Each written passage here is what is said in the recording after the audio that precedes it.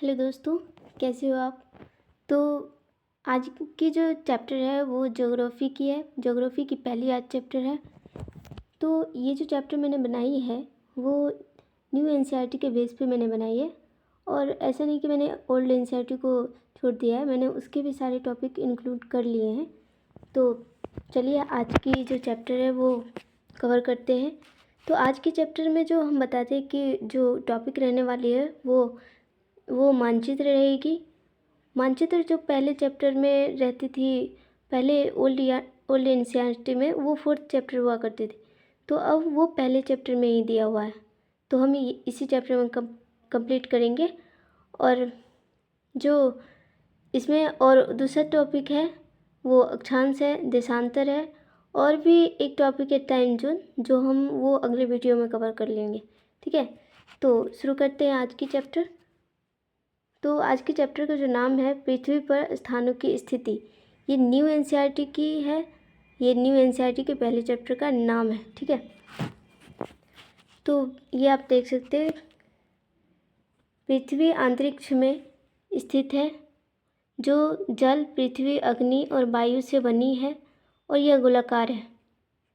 ये बहुत समय पहले हमारे आर्यभट्ट जो हुआ करते थे उन्होंने कहा था, बहुत समय पहले। यह सभी स्थलीय और जलीय प्राणियों से घिरी हुई है। ठीक है, अब हम चलते हैं अपनी चैप्टर की ओर। तो मैंने बताया जैसे कि आज मानचित्र पहला टॉपिक है। तो मानचित्र और उसके घटक। अब यहाँ एटलस बुक आपने सबने देखा होगा, जो जिसमें सारे मानचित्र रहते हैं, जैसे वर्ल्ड मैप और इंडिया का मैप, मतलब भौतिक, जितने भी राजनीतिक हैं, थीमेटिक, सारे मानचित्र होते हैं, एक ही पुस्तक में इंक्लूड होते हैं। उसे एटलस बुक कहा जाता है। पुस्तकों का ये मानचित्र का पुस्तक है या मानचित्रों का संग्रह बोल सकते हैं। अब चलते हैं मानचित्र के प्रकार। मानचित्र के जो प्रकार हैं वो 3 प्रकार के होते हैं। सारे जो मानचित्र हैं वो 3 टाइप के होते हैं। तो पहला है भौतिक मानचित्र, दूसरा राजनीतिक मानचित्र, और तीसरा थीमेटिक मानचित्र। तो देखते हैं ये कैसी है। तो भौतिक मानचित्र जो है, भौतिक मानचित्र, इसके अंदर जो है प्राकृतिक से संबंधित जितने भी पहाड़, पौधे, और कोई भी जैसे पार्क दिखाना हो, नेशनल पार्क, या महासागर के दिखाना हो, या फिर कोई बहुत बड़ी मतलब लेक को दिखाना हो, या नहर को दिखाना हो, नदियों को दिखाना हो, तो भौतिक मानचित्र के अंदर ही इसे दिखाया जाता है। जैसे कोई डैम को दिखाना हो तो वो भी भौतिक मानचित्र के अंदर ही दिखाया जाता है। ठीक है, तो परिभाषा देख लो। मानचित्र मुख्य रूप से प्राकृतिक आकृतियों जैसे पर्वतों, महासागर, नदियों को दर्शाती है, जैसा कि मैंने बताया। तो ये सारे प्राकृतिक जितने भी चीज़ें हैं उसको दर्शाने के लिए भौतिक मानचित्र का उपयोग किया जाता है। और राजनीतिक मानचित्र, राजनीतिक मानचित्र में जैसे वर्ल्ड की कितने सारे कंट्री हैं, कंट्री में कितने देश हैं, कितने कंट्री हैं, कंट्री के उसकी राजधानी कहाँ है, और कोई इम्पोर्टेंट जगह को दिखाने के लिए भी ये राजनीतिक मानचित्र का उपयोग किया जाता है। या फिर उसके बहुत सारे देशों के सीमाओं को दिखाने के लिए, या फिर कोई बड़ा सड़क या कुछ अच्छी चीज़ जो बनाया जाती है वो उसको दिखाने के लिए राजनीतिक मानचित्र का उपयोग किया जाता है। देशों या राज्यों, नगरों और सीमाओं का मानचित्र को दर्शाती है। ठीक है, उदाहरण के लिए राज्य, केंद्र शासित प्रदेश और उनके राजधानी को दर्शाती है। यह भारत का मानचित्र, जैसे भारत का मानचित्र, जैसे इंडियन मैप है, तो इंडियन मैप में क्या दिखाया जाएगा, इंडिया के कितने राज्य हैं, और उस राज्य की भी राजधानी कितने हैं, और इंडिया में कितने केंद्र शासित प्रदेश हैं, और इस जितने भी राज्य हैं इन सब की सीमाएं कहाँ लगी हुई है, यही सब तो दिखाया जाएगा।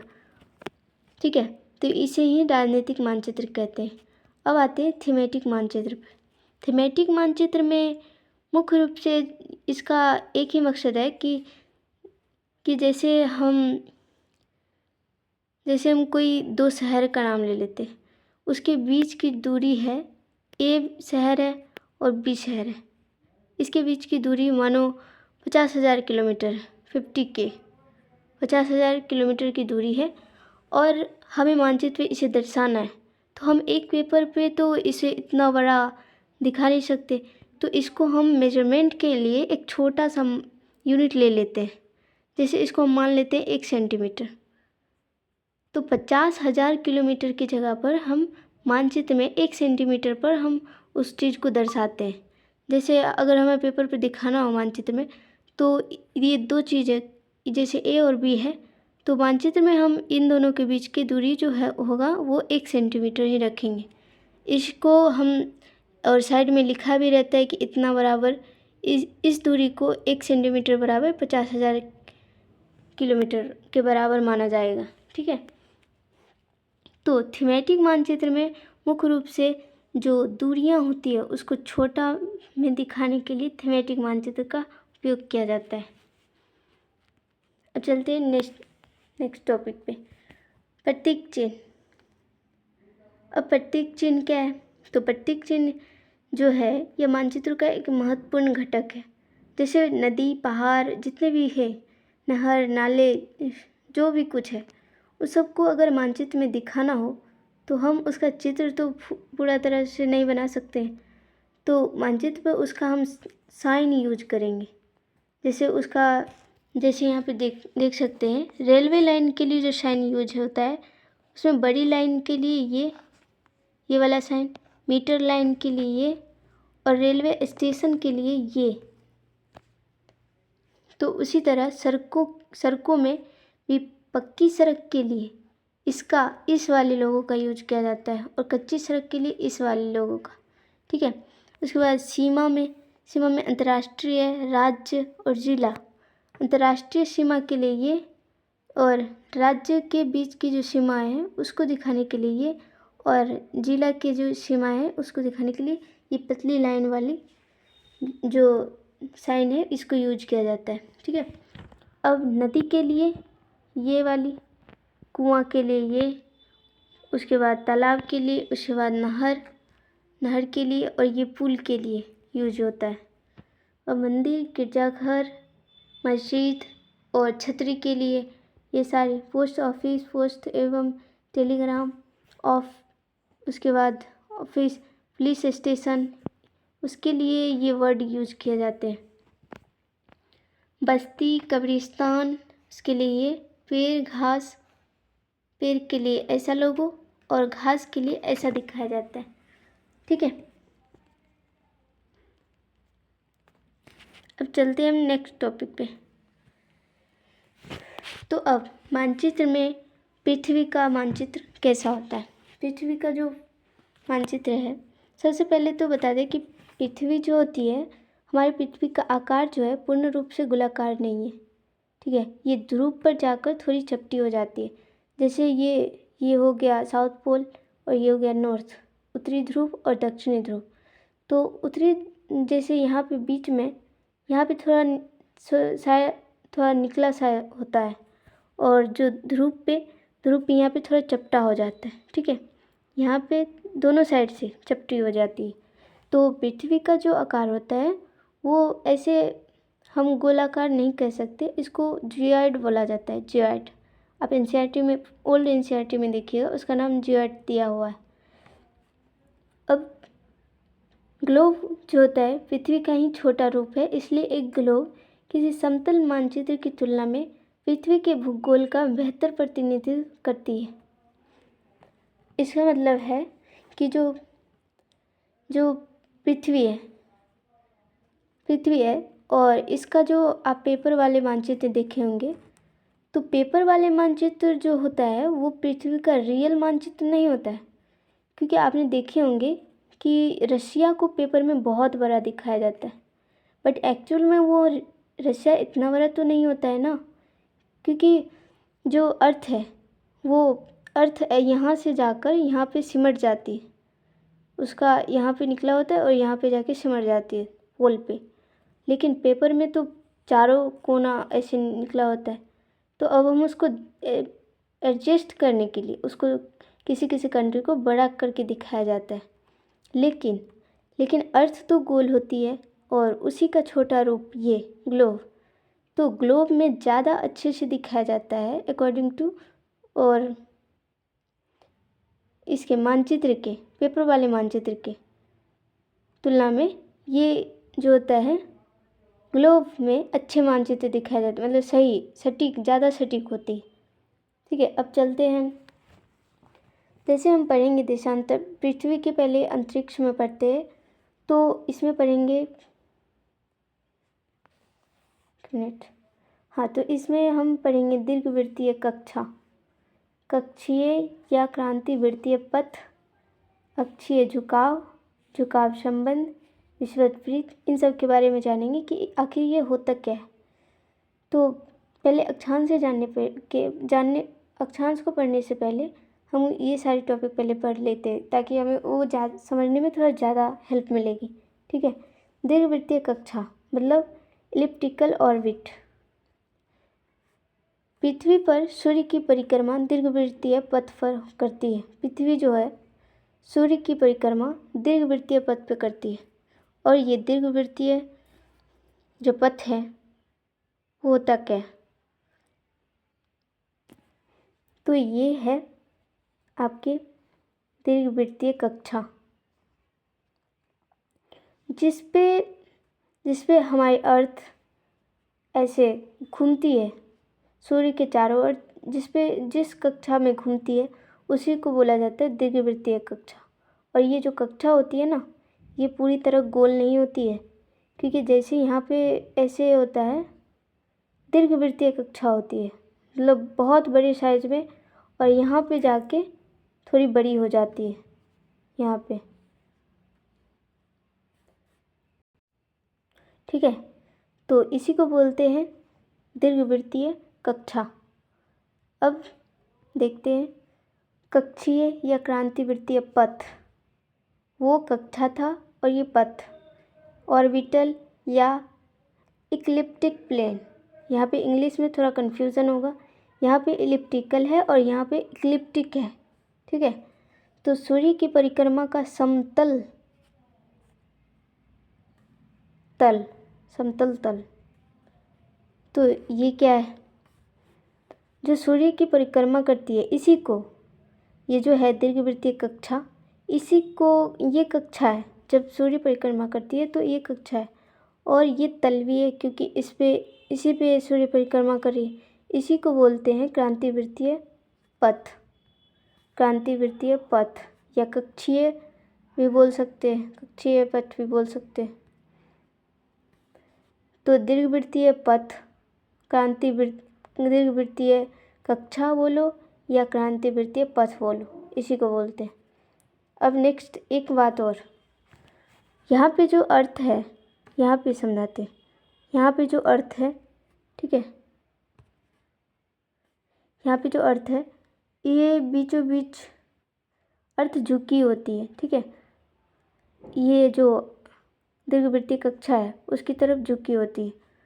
और अगर हमें पूछा जाए तो ये हो गया हमारा दीर्घवृत्तीय कक्षा और ये हो गया अर्थ का एक्सिस, उसका अक्ष। अगर हमें ये जो है बहुत ही कन्फ्यूजन वाली बात होती है, ये बहुत सारे एग्जाम में भी पूछे जाते हैं। अगर आपको पूछे कि दीर्घवृत्तीय कक्षा के सापेक्ष में ये अर्थ की जो एक्सिस है, अक्ष, वो कितने डिग्री का कोण बनाती है, तो ये बनाती है 66.5 डिग्री का, 1/2 डिग्री, ये 66.5 डिग्री का बनाती है। और यदि आपको पूछे कि अर्थ की जो एक्सिस है वो लंबवत, ये उसका अर्थ का लंबवत है, तो ये लंबवत से कितने डिग्री का बनाती है, तो 23.5 डिग्री का, 23.5 डिग्री। ये क्रांतिवृत्तीय पथ है या दीर्घवृत्तीय कक्षा, उसके साथ 66.5 डिग्री का कोण बनाती है और लंबवत के साथ 23.5 डिग्री का। कोण बनाती है। इसको याद रखिए क्योंकि ये बहुत ज़्यादा कन्फ्यूजन वाला सवाल है, इसको पूछ सकता है। उसके बाद यहाँ पे देखिए वही लिखा हुआ है अक्षीय झुकाव, एक्सियल टिल्ट। पृथ्वी की जो धुरी है, पृथ्वी की जो अक्ष वही धुरी, वो लंबवत से 23.5 डिग्री का कोण बनाती है। और झुकाव संबंध, टिल्ट रिलेशन जो होती है, वो धुरी जो है कक्षीय तल से यहाँ पे जो है ऐसे, और ये अर्थ झुकी हुई है, और यहाँ से जो बनता है इसको बोलते हैं झुकाव संबंध, जो कक्षीय तल से 66.5 डिग्री का कोण बनाती है। अब विषुवत वृत्त किसे कहते हैं, तो यहाँ पे हम समझ लेते हैं। जैसे ये अर्थ है, ठीक है, तो इसको 2 बराबर भागों में बांट दिया। ऊपर वाले को बोल दिया आधा और नीचे आधा हो गया। तो ऊपर की जो दिशा उसको नॉर्थ बोल दिया और नीचे की दिशा को साउथ। तो इसलिए ऊपर वाली जो आधी गोला है उसको बोलते हैं उत्तरी गोलार्ध, उत्तरी गोलार्ध, ठीक है, उत्तरी गोलार्ध, समझ लो। और नीचे वाले जो आधा गोला है उसको बोलते हैं दक्षिणी गोलार्ध, दक्षिणी गोलार्ध, ठीक है। ऊपर वाले को आधा गोला को उत्तरी गोलार्ध और नीचे वाला को आधा गोला को दक्षिणी गोलार्ध बोलते हैं। अब हम देखते हैं कि विषुवत वृत्त इसमें कहाँ है। तो ऐसे हो गया विषुवत वृत्त बतानी है, ठीक है, 1 मिनट। तो ये आधा गोला हो गया और यहाँ पे आधा गोला, क्योंकि इसी को काटा गया है तो आधा गोला जो, अब ये जो है बीच का जो ये वृत्त है इसी को बोलते हैं विषुवत वृत्त। इसको भूमध्य रेखा भी बोला जाता है, क्योंकि जितने भी गोला है उसके मध्य में एक साइड की रेखा भूमध्य रेखा भी बोला जाता है, इक्वेटर भी बोला जाता है इंग्लिश में। और इसी को बोलते हैं विषुवत वृत्त, ठीक है, ये आप समझ गए होंगे। अब इसकी एक काल्पनिक रेखा है जो ग्लोब को 2 बराबर भागों में बांटती है। ये बताया गया है ये काल्पनिक है, ऐसे हम मानते हैं, ये एक्चुअल में ये एग्जिस्ट नहीं करती है, इसको मानते हैं, ठीक है। ठीक है, अब चलते हैं अक्षांश। तो आज का ये अक्षांश शुरू करते हैं। अक्षांश सबसे पहले ये देखते हैं कि अक्षांश को हम पढ़ते क्यों हैं, ठीक है। अक्षांश सबसे पहले अर्थ में जो ऐसे वाली रेखा होती है उसको अक्षांश बोलते हैं। तो अक्षांश हम पढ़ते क्यों हैं, तो अक्षांश हम इसलिए पढ़ते हैं क्योंकि हमें किसी स्पेसिफिक किसी जगह को अगर हमें पहचानना हो मैप में, मानचित्र में, तो हम इस रेखा के द्वारा पहचान सकते हैं। जैसे ये है, अगर हमें किसी के बारे में पूछा जाए कि जैसे 100 कहाँ है, तो 100 को बताने के लिए हम बताएंगे कि यहाँ पे 100 जो है उसका स्थान है 3 और गौ, क्योंकि ये गौ पे इधर है और इधर 3 पे, ये दोनों रेखा के बीच में 100 है। तो इसका स्थान हमें आसानी से समझ में आ गया, इसलिए अक्षांश रेखा को ऐसे खींचा गया। और ये जो रेखा है, ये भी रेखा रियल में नहीं है, इसे माना गया है ताकि हम इस स्थान से इस स्थान के बीच ये रेखा है, तो इस रेखा से हम किसी चीज़ को आसानी से समझ सकते हैं कि ये स्थान या ये कुछ भी जगह का नाम वो कहाँ है, इसको आसानी से हम पता लगा सकते हैं। तो शुरू करते हैं अक्षांश। तो अक्षांश जो है एक तरह का कोण है, ठीक है। कोण अब है कैसे, तो यहाँ पे देखिए ये चित्र में अक्षांश बना कैसे। तो ये जो पॉइंट है, पॉइंट से सीधा ले लिया, ऐसे अर्थ के ऐसे खींचा और बीच में ऐसे लगा ये रेखा बना के, इसको बोला 0 डिग्री, जिसको विषुवत रेखा, विषुवत वृत्त या भूमध्य रेखा भी बोला जाता है। तो इसी के जैसे ये रेखा है, ऐसे हम करेंगे तो यहाँ पे 90 डिग्री हो जाएगी। ये एक ऐसे ऐसे करते करते पूरा 90 डिग्री पे आ जाएगी। उसी तरह जैसे ये वाला गोला है, यहाँ पे केंद्र मान लिया, यहाँ पे, यहाँ से और यहाँ पे खींच दिया, तो इसको 0 डिग्री मान लेते हैं। अब यहाँ पे 1 डिग्री, यहाँ पे 2 डिग्री, यहाँ पे 3 डिग्री, यहाँ पे 4 डिग्री, ऐसे करते करते यहाँ पे 90 डिग्री का ये पोलर पे जाके 90 डिग्री बनता है। और इसी तरह तो ये जो ऊपर की अक्षांश रेखाएं हैं, इसको उत्तरी अक्षांश बोला जाता है, और नीचे की जितनी भी रेखाएं होंगी उन सब को दक्षिणी रेखाएं बोला जाएगा। ठीक है, ऐसे करते करते यहाँ पे 90 डिग्री साउथ में, 90 डिग्री दक्षिण में जो पॉइंट बनेगा वो दक्षिणी ध्रुव पे बनेगा। तो हुई ना कोण, यहाँ से 1 डिग्री का कोण यहाँ पे 90 डिग्री का कोण बना, यहाँ पे 0 डिग्री का बना, यहाँ पे 1 2, इसी तरह बनते बनते यहाँ पे सारी रेखा बन गई। तो ऊपर वाले को उत्तरी अक्षांश और नीचे वाले को दक्षिणी अक्षांश बोलेंगे। अब जो है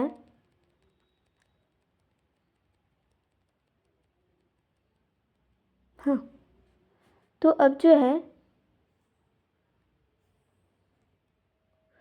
कुछ स्पेसिफिक, मतलब कोई ऐसा बीच का जो रेखा मान लेते जिससे हमें आसानी हो दोनों साइड के रेखा को समझने में। तो बीच, सबसे पहले तो बीच का ये रेखा है 0 डिग्री का, 0 डिग्री का, इसको विषुवत वृत्त या विषुवत रेखा बोलते हैं। अब इसके ठीक ऐसे मान लेते एक रेखा, और यहाँ पे 23.5 डिग्री पे मान लेते हैं, 23.5 डिग्री पे एक 66.5 डिग्री पे मान लेते हैं, और एक 90 डिग्री पे।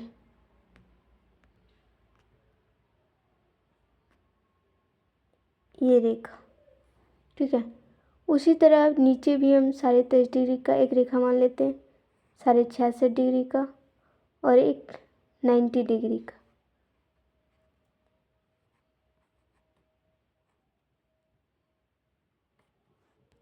सॉरी,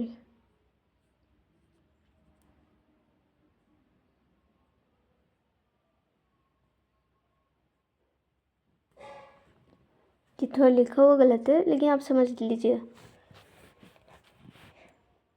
यहाँ पे बीच में 0 डिग्री का, ऊपर 23.5 डिग्री, उसके ऊपर 66.5, ऊपर 90 डिग्री का। तो ये ऊपर वाली जो है इसको 23.5 डिग्री नॉर्थ लिखेंगे, इसको 66.5 डिग्री नॉर्थ, ये 90 डिग्री नॉर्थ है, और यहाँ पे साउथ आ जाएगा, उसी तरह साउथ और 90 डिग्री साउथ। और इन रेखाओं के भी नाम हैं।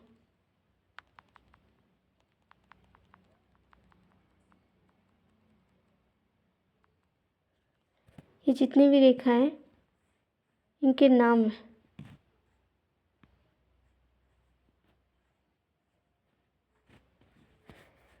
तो ये तो नाम जानते होंगे 0 डिग्री का, इसको विषुवत वृत्त भूमध्य रेखा बोलते हैं। इस रेखा को 23.5 डिग्री वाली रेखा को बोलते हैं कर्क रेखा, 23.5 डिग्री नॉर्थ में है यहाँ। और उसके बाद नीचे जो है 23.5 डिग्री साउथ में, इसको बोलते हैं मकर रेखा। यहाँ पे मकर रेखा है। और 66.5 डिग्री नॉर्थ में यहाँ पे आर्कटिक रेखा है, और 66.5 डिग्री साउथ में जो है इस वाली रेखा का नाम है अंटार्कटिका रेखा, 66.5 डिग्री साउथ में। और फिर यहाँ जो है, यहाँ उत्तर में जो ध्रुव 90 डिग्री का बनता है उसको बोलते हैं उत्तरी ध्रुव, और नीचे वाले जो पॉइंट बनता है यहाँ पे 90 डिग्री का उसको बोलते हैं दक्षिणी ध्रुव। ठीक है, तो ये तो हो गई रेखा का नाम। यहाँ बीच में भी रेखाएं होती है, 1 डिग्री 2 डिग्री 3 डिग्री, बहुत सारी रेखाएं होती है, लेकिन ये कुछ स्पेसिफिक मतलब रेखा का नाम है ताकि हम उसके आगे पीछे जितने भी कंट्री है उसके बारे में समझ सके, उसके स्थान को समझ सके। ठीक है, तो अब ये तो हो गई, अब तो रेखा तो समझ लिए, लेकिन अगर हमें पूछा जाए कि ये इसमें टोटल कितने रेखा बनते, तो टोटल ऊपर भी 90 रेखाएं बनेगी और नीचे भी टोटल 90 रेखाएं बनेगी।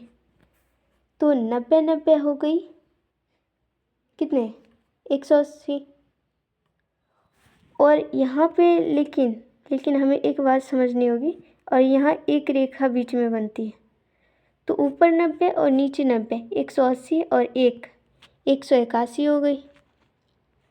ठीक है, लेकिन यहाँ पे जो है, यहाँ पे पॉइंट है, यहाँ पे रेखा नहीं बनती, ये पॉइंट है, तो ये दोनों पॉइंट को घटा देंगे क्योंकि ये कोई रेखा नहीं बन रही है, तो 2 घटा देंगे तो 179 रेखाएं बनेगी, 179। ठीक है, और हमें यदि वृत्त पूछ लिया जाए, वृत्त पूछे तो क्योंकि ऐसे जो यहाँ पे ये जैसे बन गया विषुवत वृत्त, उसी तरह कर्क रेखा भी वृत्त बनाएगी, पूरी तरह वृत्त बनाएगी। उसी तरह जैसे मकर रेखा भी वृत्त बनाएगी, कर्क रेखा भी वृत्त बनाएगी, अंटार्कटिका रेखा भी वृत्त बनाएगी। इसी तरह जितने भी रेखा हैं वो सारे गोल घूम के वृत्त बनाती है। तो वृत्त पूछे तो वो भी 179 ही होगा क्योंकि ये पॉइंट बन जाएगी और यहाँ पे कोई वृत्त नहीं बन पाएगा, तो 179 ही वृत्त भी होंगे। ठीक है, और जितने पूछ ले अक्षांश, सीधे पूछे कि कितने अक्षांश होंगे तो तब बोलेंगे हम 181। ठीक है, सीधे अक्षांश तो 181, और रेखा पूछे तो 179, और वृत्त भी उतना ही होगा। ठीक है, तो चलते हैं अगले टॉपिक पे। अब हम पढ़ेंगे जोन, जो टेम्परेचर का जो जोन होता है उसको समझेंगे। तो जैसे ये अर्थ है और यहाँ पे भूमध्य रेखा है, भूमध्य रेखा जैसे यहाँ सन है, और सन की जो लाइट है सबसे ज़्यादा कहाँ पड़ेगी, यहाँ पड़ेगी, और यहाँ पे तो थोड़ा तिरछी जाएगी सन, तो यहाँ पे कम पड़ेगी। ये दोनों पोल है, यहाँ पे कम पड़ेगी। यहाँ पे सीधे जा रही है तो यहाँ बहुत ज़्यादा सन की लाइट पड़ेगी, तो यहाँ पे गर्मी भी बहुत ज़्यादा होगी ना, तो इसीलिए यहाँ पे सन बीच में जो बहुत ज़्यादा पड़ती है। तो विषुवत वृत्त जो रेखा है, विषुवत रेखा या विषुवत वृत्त, उसके ऊपर कर्क रेखा तक और नीचे मकर रेखा तक बीच की जो जोन है, बीच की जो जोन है, इसको ट्रॉपिकल जोन बोलते हैं, मतलब उष्णकटिबंध।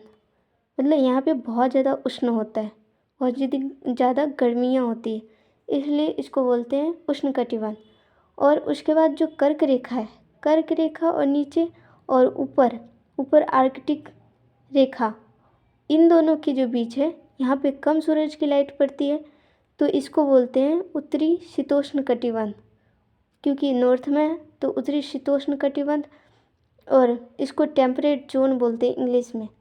और नीचे भी उसी तरह मकर रेखा और अंटार्कटिका रेखा के बीच जो जगह होती है, यहाँ पे भी कम लाइट पड़ती है, लेकिन यहाँ पे ना ज़्यादा गर्मी और ना ज़्यादा मतलब बहुत ज़्यादा ठंड होती है, तो मिड का जो है वो होती है।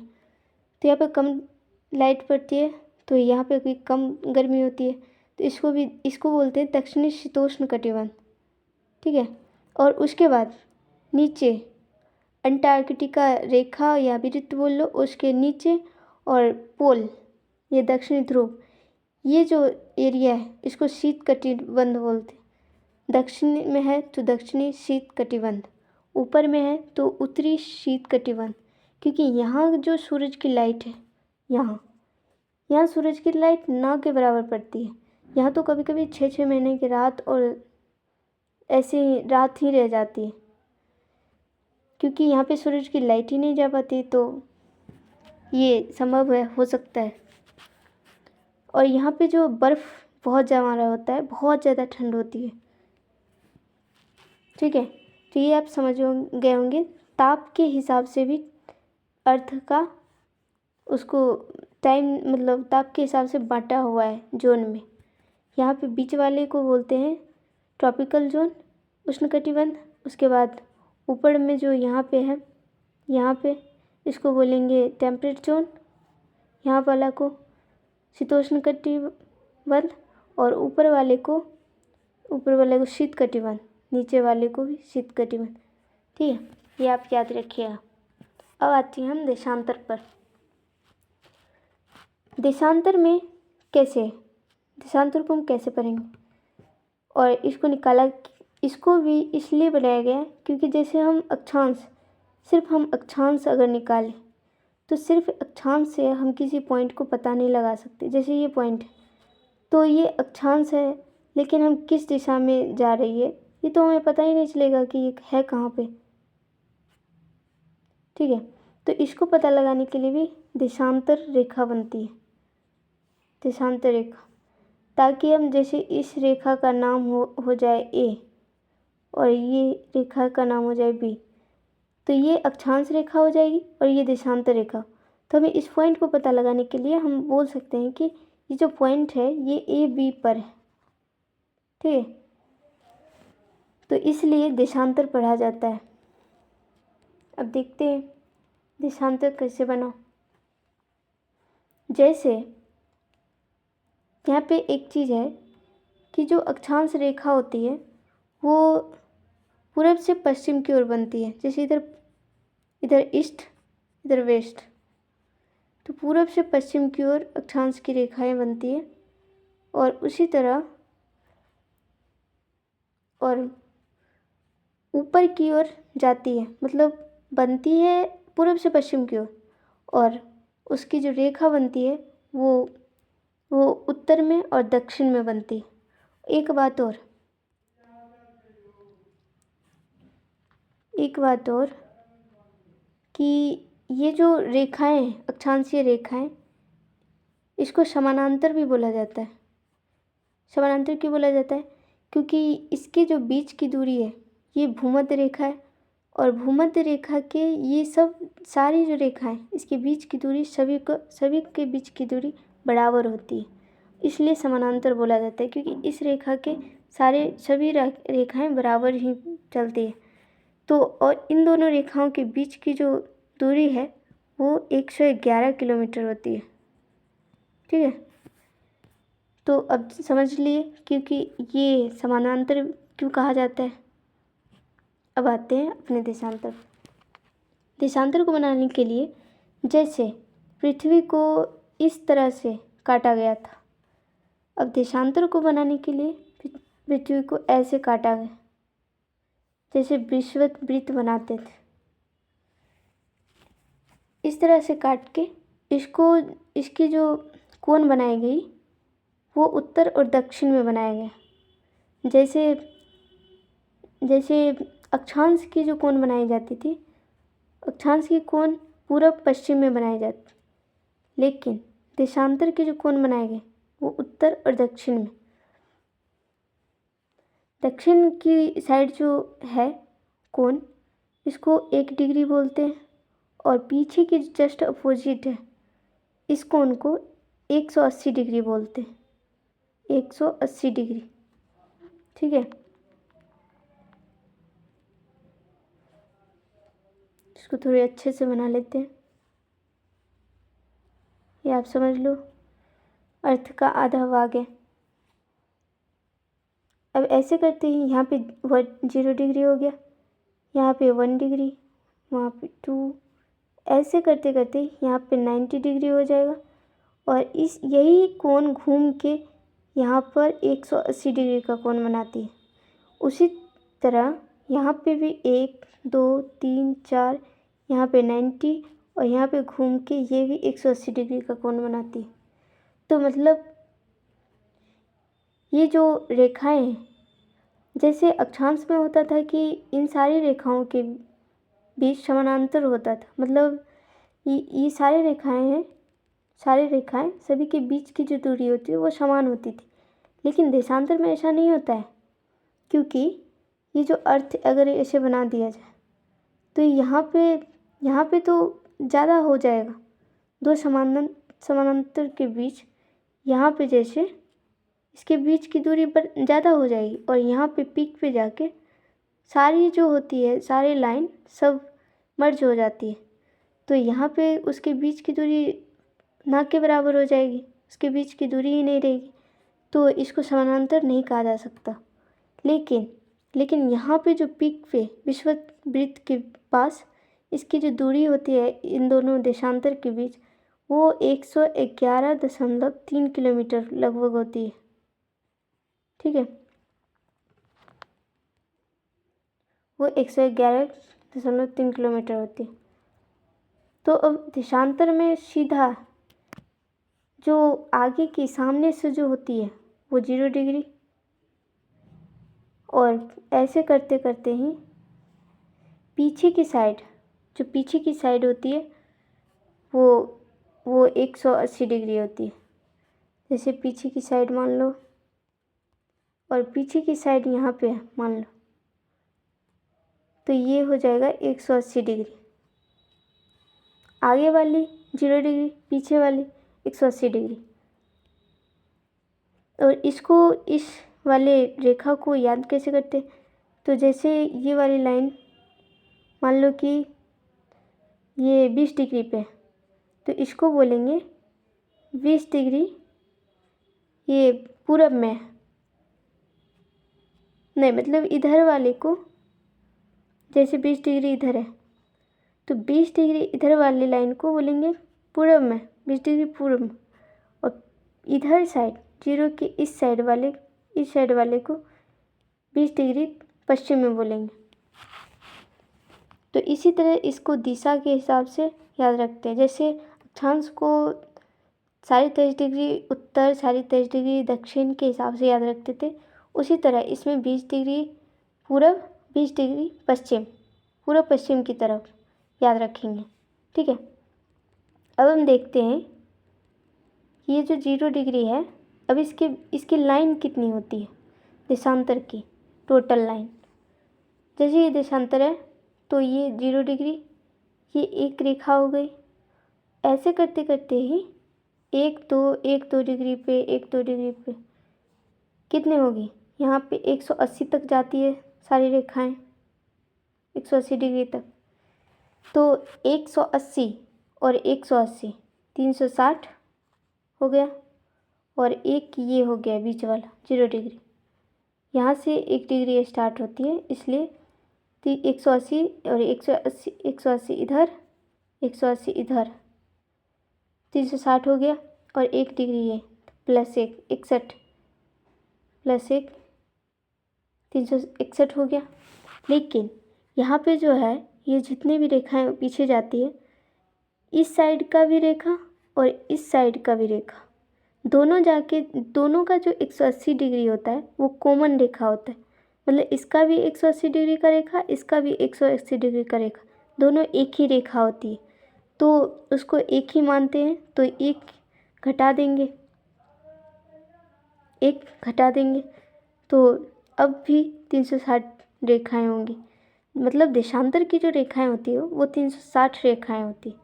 ठीक है, अब मैंने इसके बीच की डिस्टेंस बता ही दी, 111.3 किलोमीटर होती है। इसको इसी तरह याद रखते हैं। 0 डिग्री, जैसे यहाँ पे इस वाली फिगर में देख सकते हो, सामने वाली जो रेखा है उसको 0 डिग्री बोले, और पीछे जो है यहाँ पे जो बनती है वो 180 डिग्री होगी। ऐसे घूम के जो 1 डिग्री 2 डिग्री, यहाँ से 1 डिग्री 2, यहाँ पे 90 होगी, वहाँ पे फिर जाके 180 डिग्री के कोण बनाएगी। यहाँ पे 10, यहाँ पे है 20, 30, 40, ऐसे करके 1 डिग्री से लेके पीछे 180 डिग्री तक बनाती है कोण, और इसी को दिशा के हिसाब से याद रखते हैं।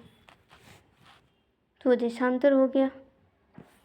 अब पढ़ लेते हैं थोड़ा। एक ऐसी अर्धवृत्त है जो एक ध्रुव से दूसरे ध्रुव तक जाती है। जैसे साउथ पोल से ये नॉर्थ पोल की तरफ दूसरे ध्रुव की तरफ, एक ध्रुव से दूसरे ध्रुव की तरफ जाती है। इसे देशांतर यामोत्तर भी बोला जाता है।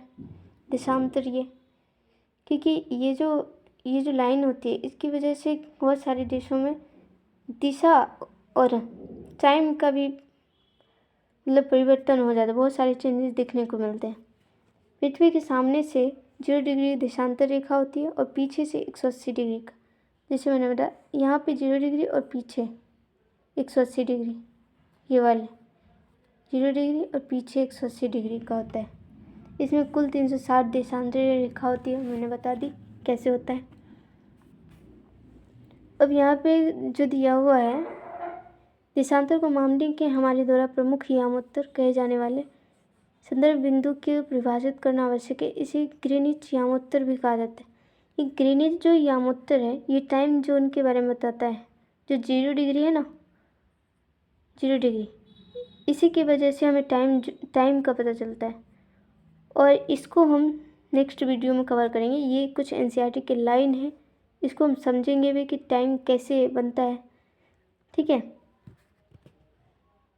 ये सारे भी हैं, ये देख लीजिए। 0 डिग्री देशांतर यामोत्तर को ग्रीनिच यामोत्तर ने कहा ना, 0 डिग्री जो रेखाएं होती है देशांतर उसको ग्रीनिच यामोत्तर भी बोला जाता है। उसी से टाइम का पता चलता है जो पूरी दुनिया के समय को निर्धारित करती है। इसको अगले वीडियो में कवर करेंगे। यहाँ पे कुछ जगह के नाम दिए हुए हैं जो देशांतर और अक्षांश को मतलब किसी स्थान को, इससे पता चलेगा कि आपको क्यों हमारे लिए अक्षांश और देशांतर की ज़रूरत है। महाराष्ट्र का चंद्रपुर और ब्राज़ील का बेलो हॉरिजॉन्ट दोनों एक ही स्थान 20 डिग्री पर स्थित है, 20 डिग्री अक्षांश पर स्थित है। लेकिन चंद्रपुर जो है विषुवत रेखा के 20 डिग्री उत्तर में है, जबकि बेलो हॉरिजॉन्ट विषुवत रेखा के 20 डिग्री दक्षिण में है। इससे यहाँ ये पता चलता है कि अगर आप दिशा नहीं बताओगे तो वो स्थान गलत, मतलब उस स्थान का गलत मीनिंग आ सकती है। आप समझ नहीं पाओगे मतलब वो है कहाँ, एक्चुअल में स्थित कहाँ पे। तो दिशा भी बहुत ज़्यादा इम्पोर्टेंट करती है। उसके असम का धुबरी 26 डिग्री उत्तर अक्षांश और 90 डिग्री पूर्व देशांतर पर स्थित है। धुबरी जो है 26 डिग्री उत्तर अक्षांश पर है और 90 डिग्री पूर्व देशांतर पर स्थित है। मतलब ये जो है यहाँ पे 90 डिग्री जो है, यहाँ पे 90 डिग्री जो बनाता होगा कौन, जहाँ पे अर्थ से, तो ये 90 डिग्री देशांतर पे है और 26 डिग्री उत्तर, मतलब विषुवत वृत्त के उत्तर में 26 डिग्री जहाँ पे बनता होगा, 26 डिग्री उत्तर में वो पॉइंट होगा धुबरी, असम का धुबरी। तो आप समझ गए होंगे, यहाँ तक आपने समझ लिया होगा। तो आई होप आप पूरा समझ गए होंगे। अब यहीं पे ख़त्म करते हैं। टाइम जोन को हम अगले वीडियो में कवर करेंगे क्योंकि बहुत ज़्यादा लंबी वीडियो हो जाएगी। ठीक है, थैंक यू, बाय।